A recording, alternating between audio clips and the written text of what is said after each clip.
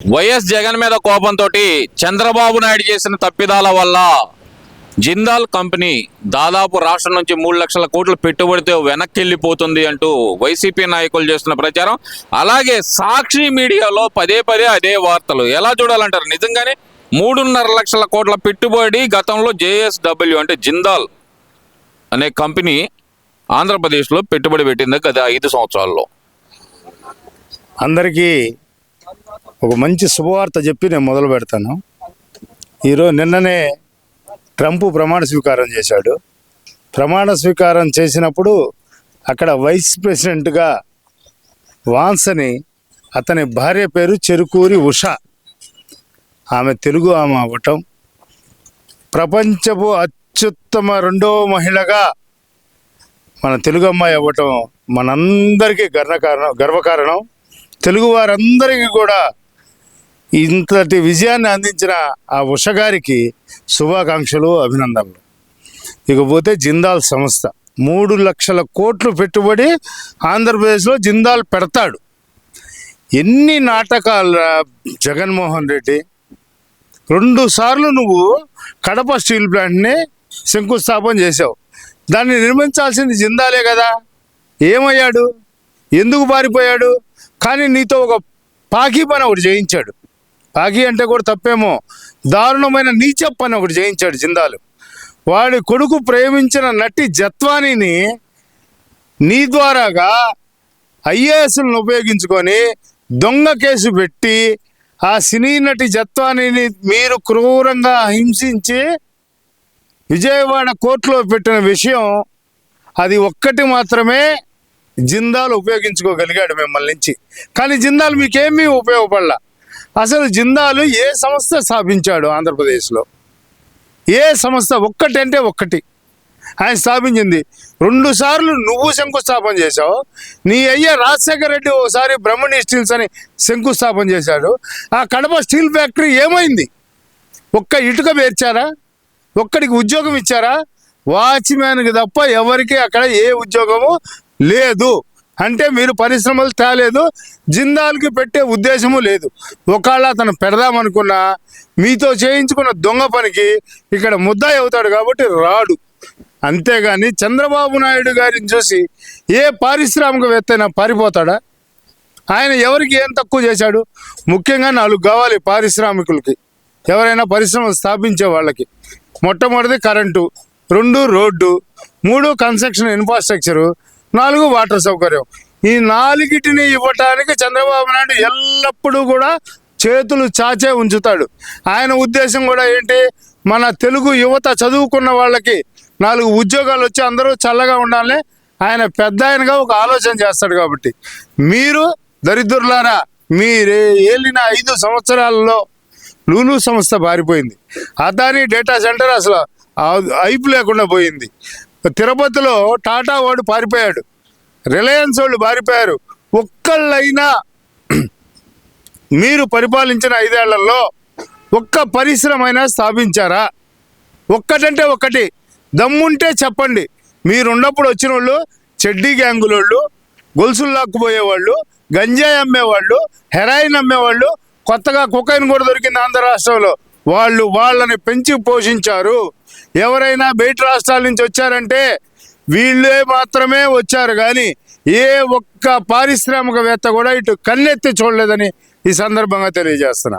అంటే ఇక్కడ ప్రధానంగా చూస్తే కనుక మరి గుడివాడ అమర్నాథ్ చెబుతున్నాడు, గతంలో మేము వెళ్ళాము దావోసు, 4 కంపెనీలతో ఒప్పందాలు చేసుకున్నాము, అది ఆల్రెడీ వర్క్ అండర్ ప్రాసెస్లో ఉంది. మరి ఇక ఇవి తండ్రి కొడుకులు ఇద్దరు వెళ్ళి 20 కోట్లు ఖర్చు పెట్టారు, కానీ తీసుకొచ్చిన కంపెనీలు 0 అని చెప్తున్నారు కదా. మరి దాన్ని ఎలా చూడాలంటారు? గుడివాడ అమర్నాథ్ ఈడు గుడ్డు పొదుగుతుంది, పొదిగినాక అది పిల్ల ఇద్ది అన్న. అది గుడ్డు మురిగిపోయిందిరా ముట్టి కిందది. గుడ్డు నీ ముట్టి కింద పెట్టుకొని పొదుగు, నీకు అర్థమైంది దాని విలువేంటో. గుడ్డు పొదిగేదేందిరా? దరిద్రపు కొట్టు వెధవా.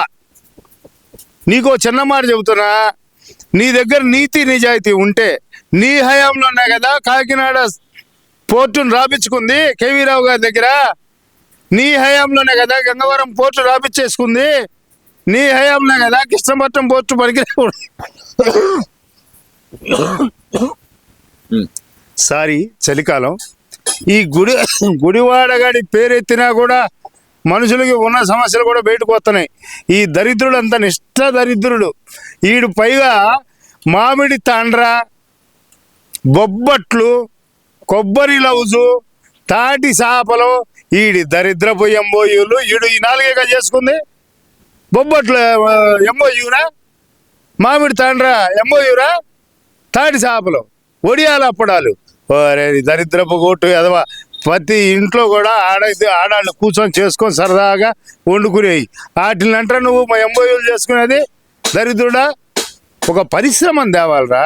ఇప్పుడు అమర్ రాజాని మీరుండి దగ్గరుండి 30 సంవత్సరాలుగా ఏ మచ్చ లేకుండా, చిన్న కుంభకోణం లేకుండా అమర్ రాజా సంస్థను కనుక నడుపుతుంటే దాన్ని మేమే పారద్రోలే ఉన్నాడు మీ సజ్జల రామకృష్ణారెడ్డి. 2250 కోట్లు ట్యాక్స్ కట్టే మీరు ఉచిత బియ్యం ఇచ్చే డబ్బులు మొత్తానికి సరిపోతాయి. ఆ డబ్బులు రూపాయి బియ్యానికి, రేషన్ బియ్యానికి. అటువంటి సమస్యను మీరు పారద్రోలారే. ఇంత దరిద్రపు కొట్టు ఎదవలు మీరు పరిశ్రమలు తేగలరా?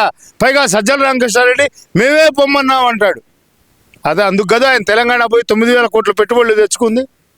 మీరు రాష్ట్రం కోసం పోయినప్పుడు పోయిన సంవత్సరం బాగా వీళ్ళకి చలి నీళ్లు తగిలితే చలి పుడుతుందంట. ముట్టి కూడా కడుక్కోకుండా తిరిగి ఉంటారు ఈ దరిద్రులు. ఇకపోతే అంటే మా కష్టాలు మీకేం తెలుసు, అక్కడ మేము పడే కష్టాలు మీకేం తెలుసు కూడా అన్నాడు. అంటే అదే అయ్యి ఉండొచ్చు. ఖచ్చితంగా వీళ్ళు చలికి ముట్టి కూడా కడుక్కోలా, నీళ్లు తగిలితే చలి పుట్టిద్దంట, గడ్డలు కట్టిపోతాయంట.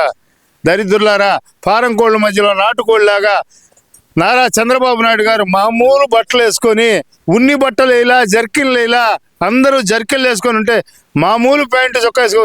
ఋషి, మహర్షి, రాజర్షి, బ్రహ్మర్షి అయ్యాడు ఈ దెబ్బతో. ఆయన లాంటి పట్టుదల, ఆయన లాంటి నిజాయితీ గల నాయకుడు ఉంటే పరిశ్రమలు పరిగెత్తుకొని వస్తాయి. పరిశ్రమలే కాదు, ప్రపంచమే మన వైపు చూసే పరిస్థితికి వచ్చింది. మీకు విషయం చెప్తాను, అందరూ గ్రహించండి. వరల్డ్ ట్రేడ్ సెంటర్ అమెరికాలో లండన్ కూల్చేశాడే, ఆ సెంటర్ని నారా లోకేష్ ఆంధ్రాలో పెట్టడానికి ప్రయత్నం చేస్తున్నాడు. వరల్డ్ ట్రేడ్ సెంటర్ పెట్టాలని ఒక్క చోట కాదు 2 చోట్ల పెట్టాలని ప్రయత్నం చేస్తున్నాడు.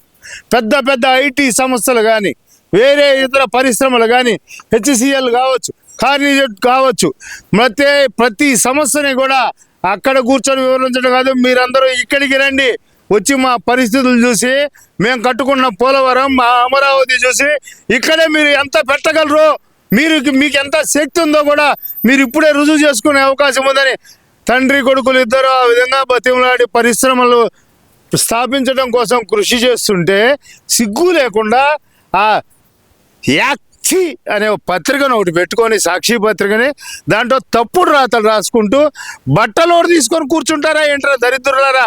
సిగ్గులేని రాతలు రాస్తున్నారు మీరు. అవి రాసేటప్పుడు గుడ్డలు లేకుండా కూర్చుంటారా ఏంటి? నాకు అనుమానంగా ఉంది. నంగనాచి చీర కడితే నడి బజార్లో ఊడిందంట. ఏందమ్మా నువ్వు ఇంతలా చీర ఎట్ట ఊడిందంటే అది నా ఒయ్యారంలే, నా హొయ్యల్లే అందంట. అట్లా ఉంది సాక్షికి, దాని యాజమాన్యానికి. చివరిగా ఒక ప్రశ్న, ఇందాక ఏదైతే కాకినాడ పోర్టు గురించి మాట్లాడారో మళ్ళీ ఆయన వాటా కేవీ రావు గారి వాటా కేవీ రావు గారికి తిరిగి రాసిచ్చారు. అంటే కథ కంచికి వెళ్ళిపోయినట్టేనా? అసలు ఆ కథ నడిపిన సూత్రధారి ఎవరు? విజయసాయి రెడ్డి గత 15 రోజులుగా కనపడకుండా వెళ్ళింది అందుకేనా? క్లియర్గా చెబుతున్నా, ఇదివరకు కొండ చిలువ దోండ మింగిద్ది. ఎవడో ఒకడు ఉంటాడు చూసి ఒక కాలేసి తొక్కితే పొట్ట మీద దెబ్బ కక్కి దాడే. అట్ట కక్కారు ఈ కొండ చిలువలు, మింగి మింగి మింగి కాకినాడ పోర్టు కక్కారు, సెజ్గా చేశారు. ఈడ పెద్ద ఒప్పందం జరిగింది, ఒక అంతర్జాతీయ ఒప్పందం. ఈ కుట్ర చాలా ఉంది. కాకపోతే కేవీ రావు గారు ఒక్క పోర్టే కోరుకున్నాడు కాబట్టి ఆయన దానికి వచ్చింది. సెజ్ సంగతి తేలిద్ది. వీళ్ళు సరస్వతి భూములు కాజేసిన దాంట్లో కూడా 24 ఎకరాల 76 సెంట్లని అటవీ భూమి ఉందని మా కొణిదెల పవన్ కళ్యాణ్ నిలబెట్టి ముక్కు పిండి వసూలు చేసి ఆక్రమించాడు. అట్లాగే వీళ్ళు ఎక్కడెక్కడ ఏమేమి కాజేశారో ప్రతి ఒక్కటి కూడా పిండుతాం, మిమ్మల్ని ముక్కు పిండి. ఈరోజు ముఖ్యమంత్రి నారా చంద్రబాబు నాయుడు కానీ, ఉప ముఖ్యమంత్రి కొణిదెల పవన్ కళ్యాణ్ కానీ యువనేత నారా లోకేష్ గాని ఒక పట్టుదలతో, ఒక కృషితో, అంకుటిత భావంతో ఈ రాష్ట్రానికి మేలు చేయాలనే దీక్షభూని పనిచేస్తున్నారు. ఖచ్చితంగా మీ దరిద్రాలు మొత్తం కూడా కక్కిచ్చి మిమ్మల్ని ముక్కు పిండి మిమ్మల్ని మోకాళ్ళ మీద జనం ముందు నుంచోబెట్టే రోజులు అతి దగ్గరలో ఉన్నాయి. ఖబర్దార్ వైసీపీ.